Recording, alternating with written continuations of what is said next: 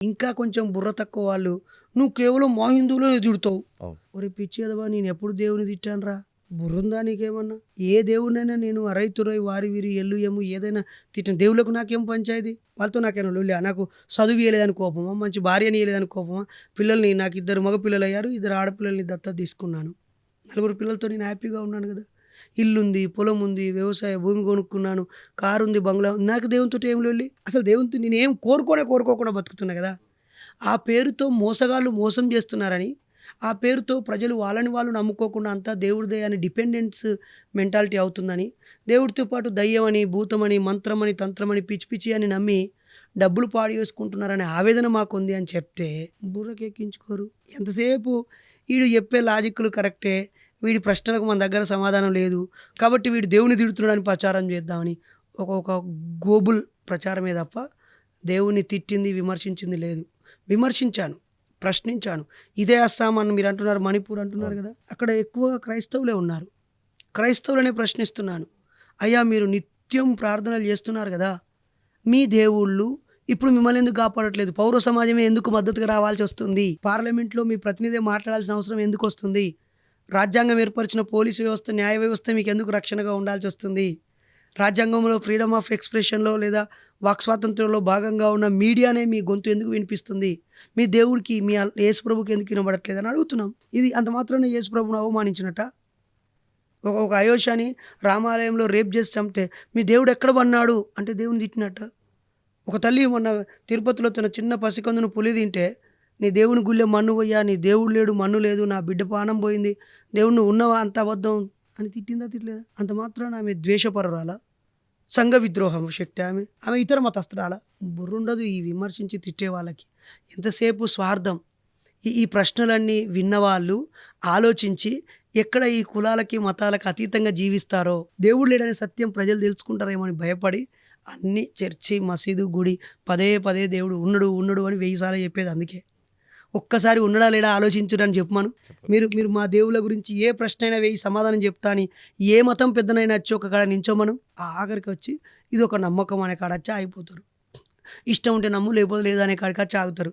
లేదా మాకు నమ్ముకునే రాజ్యాంగం హక్కు కల్పించిందని చెప్తారు తప్ప ఆ మతంలో ఉన్న వాళ్ళు ఆ మతంలో ఉన్న వాళ్ళకే సమాధానం చెప్పమను. ఇస్లాంని విడిచిపెట్టిన వాళ్ళని కూర్చోబెడతా నేను.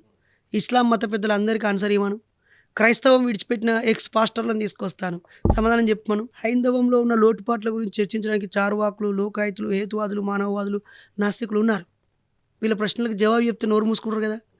సమాధానాలు ఉండని వాళ్ళే అరుస్తూ ఉంటారు. సో ఇంకోటి ఫైనల్గా నా ఆపరేషన్ కగార్ పైన ఇటు కేంద్రం నక్సలైట్లు అందరిని అంతమొందించడం మీకు అయిపోయింది. ఇప్పుడు అర్బన్ నక్సలైట్ల మీద పడాలి, అర్బన్ నక్సలైట్ల పని పట్టాలి అని చెప్పేసి ఈ విధంగా వ్యాఖ్యానించిన పరిస్థితి, ఈ విధంగా చెప్తా వస్తున్నారు. అర్బన్ నక్సలైట్లు అంటే ఎవరని మీరు అనుకుంటున్నారు? అది పూర్తిగా నియంత అన్నమాట. మోడీ గారు ప్రజల మనిషి కాదు, మతం మనిషి. ఆయా వెనకాల గాంధీ గారిని చంపిన, దేశ స్వాతంత్రాన్ని అందించడానికి పోరాటం చేసిన గాంధీని చంపిన హంతకుల ప్రతినిధి అతను. నరేంద్ర మోదీ. కాబట్టి ఆయన అట్లాగే ఆలోచిస్తాడు. ఎవరైనా ఇప్పుడు నేను ప్రశ్నించాను, నన్ను కొట్టడం, నన్ను తిట్టడం, నన్ను చంపడం పరిష్కారమా? చార్వాకుల్ని చంపారు, లోకాయుతులు రాలేదా? లోకాయుతుల్ని చంపారు, జైనులు రాలేదా?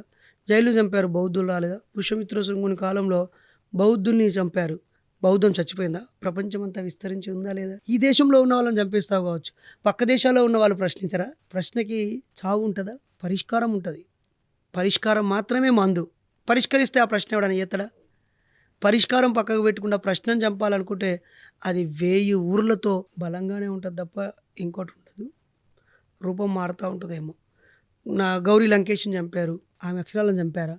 కలబుర్గిని చంపారు, తన పోరాట స్ఫూర్తిని చంపారా? నరేంద్ర దబోల్కర్ని చంపారు, సచ్చుకుంటే అక్కడ దబోల్కర్ చట్టం వచ్చిందా రాలేదా? ఇంత పెద్ద స్వతంత్ర భారతంలో దబోల్కర్ వారసులు మాత్రమే. మా ఊరిలో కులరహిత గ్రామం ఇది, ఏ గుడి, చర్చి, మసీదు లేని గ్రామం ఒక్క గ్రామం నిర్మించి చూపించారు.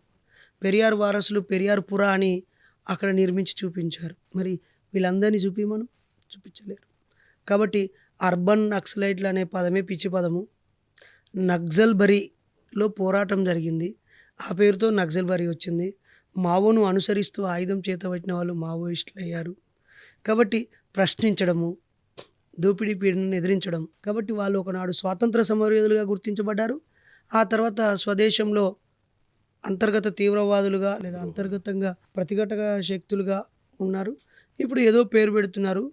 ఎవ్వరు వాళ్ళకి వ్యతిరేకంగా మాట్లాడితే వాళ్ళు చెడ్డవాళ్ళు. కండువా కప్పుకోగానే సత్యవంతులు అయిపోతారు. సత్య హరిశ్చంద్రులు అయిపోతారు. థ్యాంక్ యూ అన్న. Thank you so much for your time. Thank you. So చూసిరుగా ఇది ఇవాల్టి స్పెషల్ ఇంటర్వ్యూ. మరో గెస్ట్ మళ్ళీ కలుద్దాం.